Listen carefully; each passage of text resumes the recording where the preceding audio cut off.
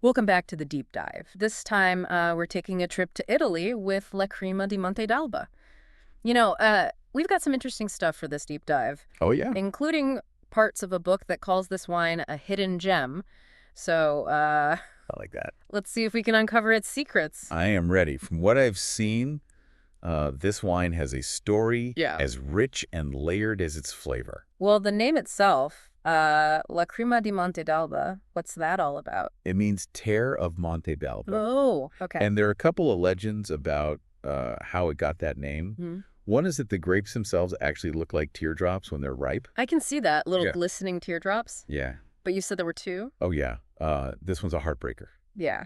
about a shepherd who was madly in love. Oh. And, well, things didn't work out. So the legend says that his tears fell to the ground, and from those tears Yeah. grew these unique grapes. Such a classic Italian tale, Yeah, like romance and heartbreak. And delicious wine really shows you how wine is like woven into the fabric of Italian culture. absolutely. It's not just a drink. It's a story Mm. passed down for generations. So we've got the Lacrima, the tear. Yeah. Where's the Monte d'Alba part of this story? Okay, so Monte d'Alba is a commune in the Marche region of Italy, right on the Adriatic coast. Okay. It's known for its rolling hills and beautiful vineyards, Hmm. and a long history of winemaking. In fact, Lacrima di Monte d'Alba is a DOC wine.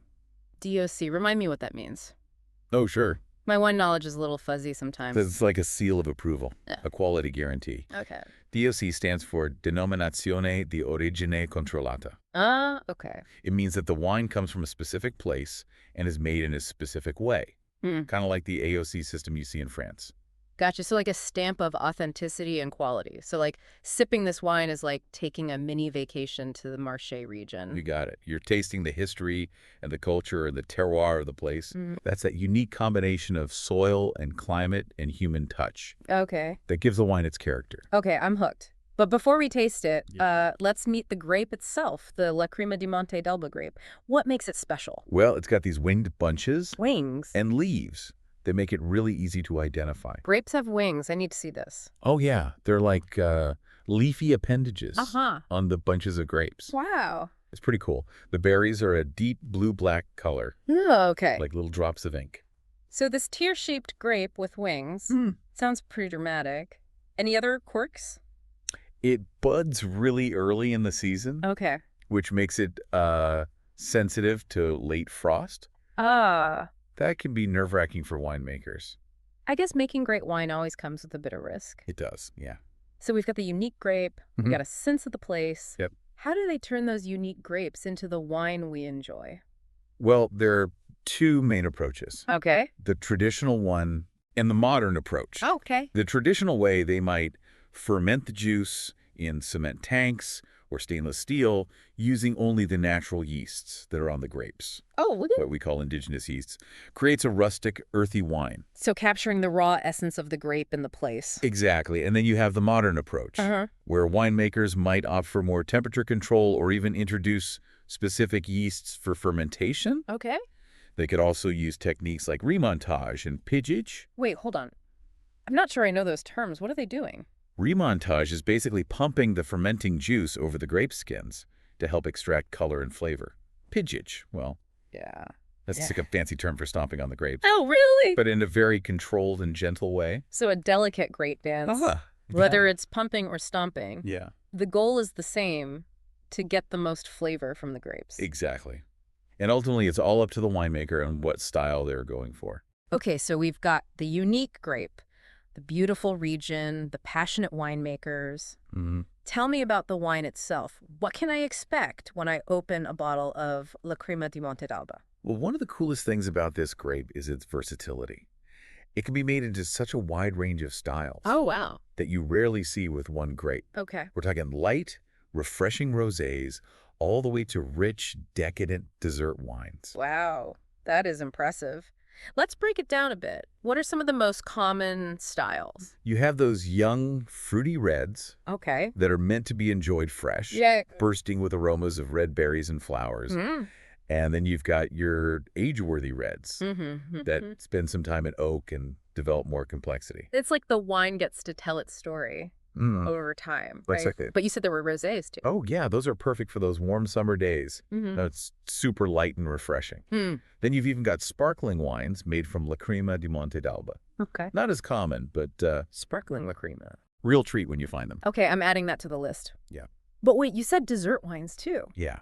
Those are made in the pasito style, where they dry the grapes to concentrate their flavors. Okay. Imagine super intense aromas of like dried figs and dates. Hmm. Candied cherries, honey. It's a liquid dessert.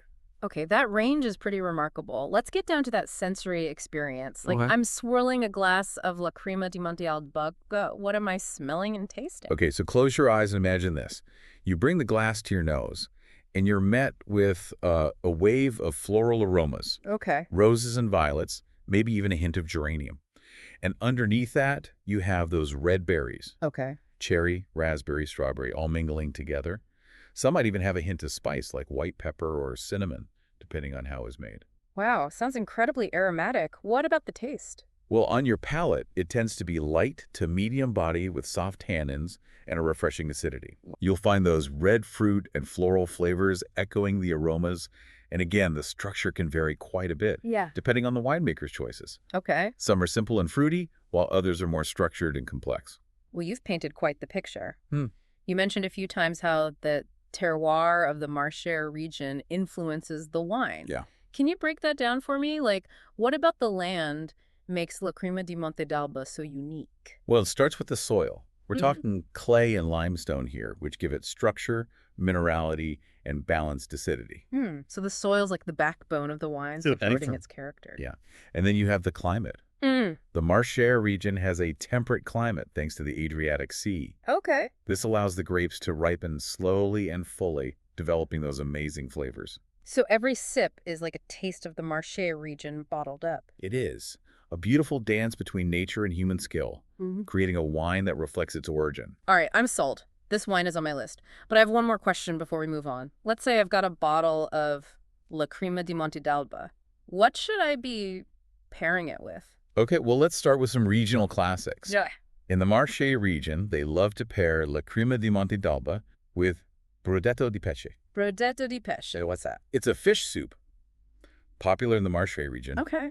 The acidity of the wine cuts through the richness of the soup. Sounds like a match made in Italian heaven. What else? Another great pairing is Vinci Grassi, Okay. which is basically a Marche-style lasagna. Okay. The wine's structure and fruit complement those savory flavors beautifully. Okay. Now, if you're in the mood for something casual, try it with olive alla Escalona. What is that? Those tasty stuffed olives Oh, yeah. they make in the region. Hmm.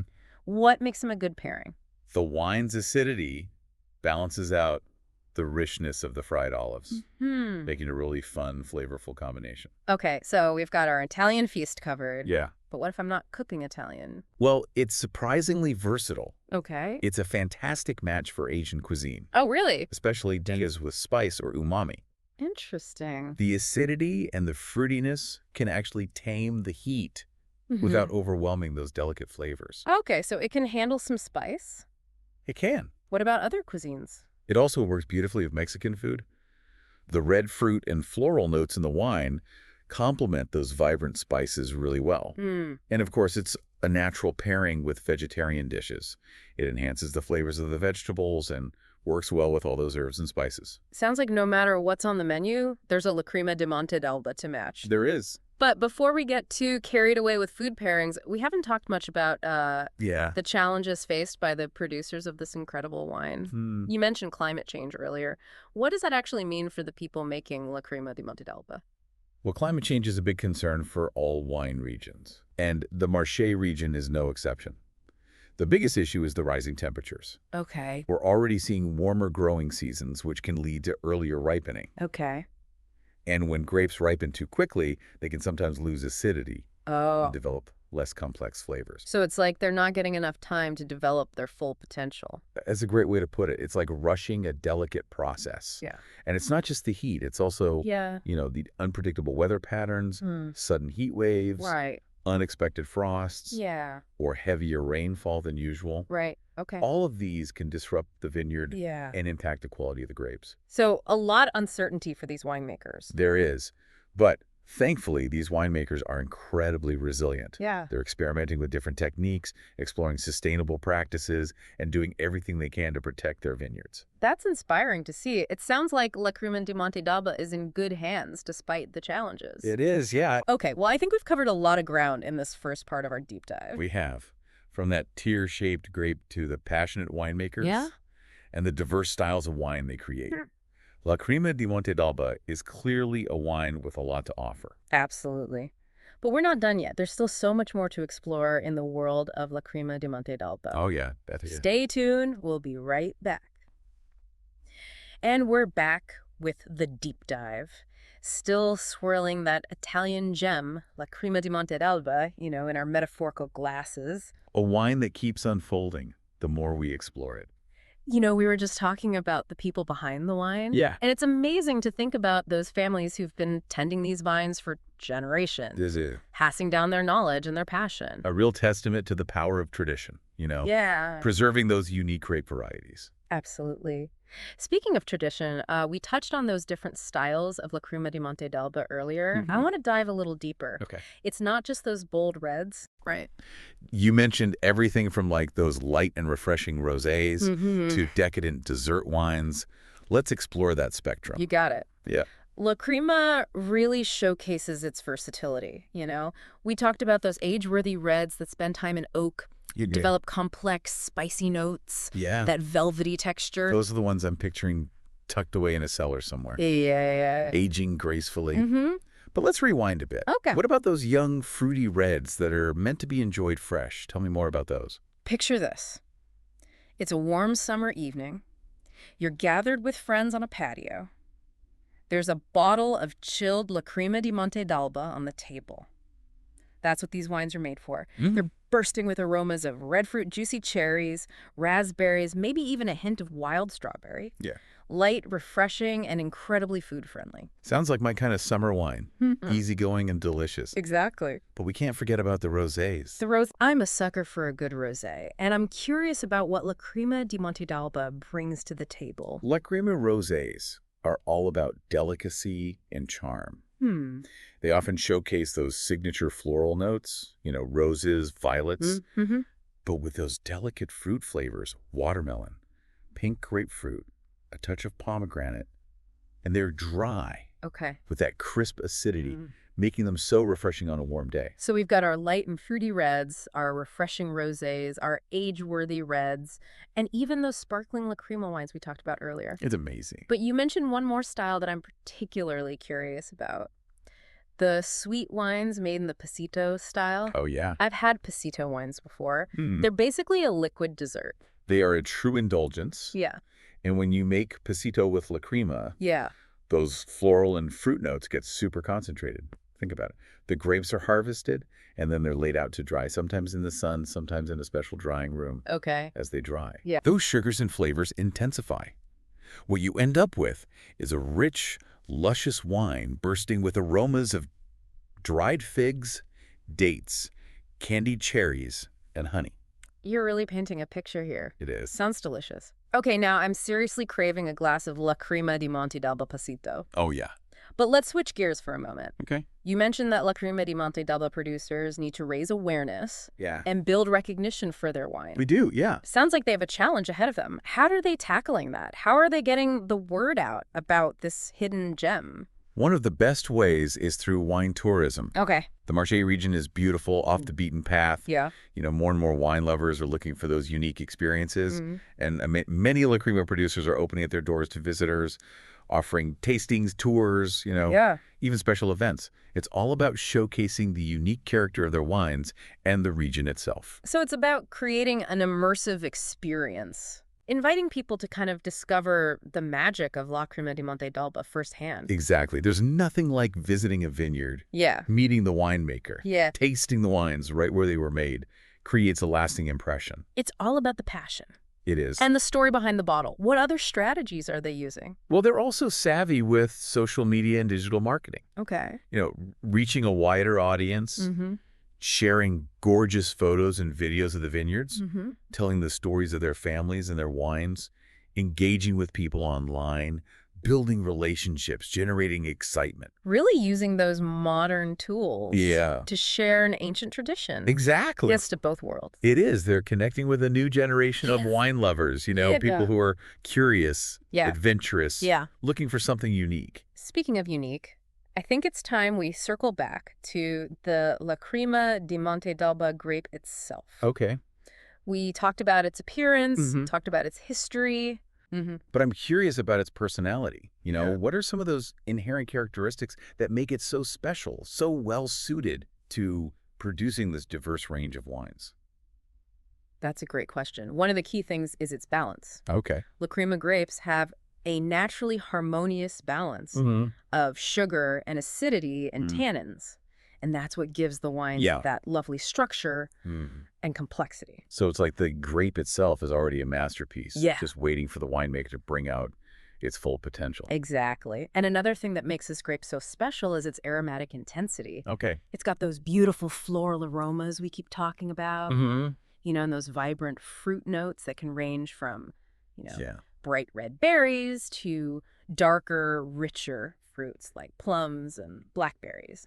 Sounds like a painter's palette. It is. Of flavors. So much potential. So much potential, yeah. And then there's the grape's ability to age. Okay. While some Lacrima wines are meant to be enjoyed young and fresh, others have that structure and complexity to age gracefully for years. Okay. Developing even more nuanced flavors over time. So it's a grape that can satisfy both the impatient and the patient wine lover. Exactly. I like that. But I'm curious, what are some of the challenges that winemakers face when working with this grape? We've talked about climate change. Yeah. But any other quirks or difficulties? Well, as we mentioned, this grape buds early, which makes it susceptible to those late spring frosts. Right. So winemakers are always on edge during that time of year. I see. It's like having a child that's prone to catching colds. Yeah. Constantly worried about their well-being. You are. Another challenge is finding that sweet spot in terms of ripeness. Okay. If the grapes aren't ripe enough, the wines can be a bit tart and lacking in fruit. But if they're overripe, they can lose acidity and complexity. So it's a delicate balancing act? It is. Requiring careful attention and expertise. Exactly. And that's part of what makes Lacrima so special. Yeah. It's a wine that requires skill and passion to produce. But the rewards are worth it. I think that's a great point to end on, that passion and dedication that goes into making this wine. But before we wrap up this part of our deep dive, I want to circle back to something we talked about earlier, the DOC, that guarantee of authenticity and quality. We went over the rules and regulations. Yeah. But I'm curious about the impact of the DOC. What does it actually mean for the producers and the consumers of Lacrima di Monte d'Alba? It's a great question. For the producers, the DOC is a source of pride. Okay. And a way to protect their heritage.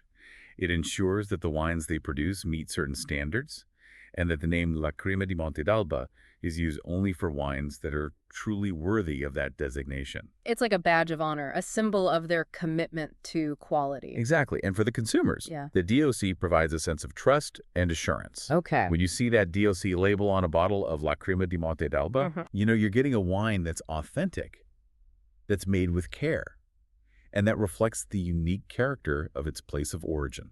It takes the guesswork out of choosing a bottle. It does. Knowing that it meets those high standards. It does. It helps preserve the integrity of the wine and protect it from imitations or wines that might try to capitalize on its popularity without adhering to those same rigorous standards. Sounds like the DOC plays a crucial role. It does. Both in protecting the tradition of Lacrima di Monte d'Alba and ensuring its future success. It does. Okay, well, I think that's a great place to pause. We'll be right back to wrap up our Lacrima di Monte d'Alba journey. And we're back for one last taste of Lacrima di Monte d'Alba. It's amazing how one wine can have so much history. It is. So much culture. Yeah. So much flavor. It's been a journey. We've tasted those metaphorical tears. Yeah. Explored the sunny hills of the Marche region, and uncovered the secrets of this unique Italian gem. We talked about the DOC, how it protects the authenticity and quality of Lacrima di Monte d'Alba. Right. Like that seal of approval, that lets you know you're getting the real deal. Exactly. Preserving the tradition. Yeah. Letting consumers know they can trust what they're getting when they Right. see that label.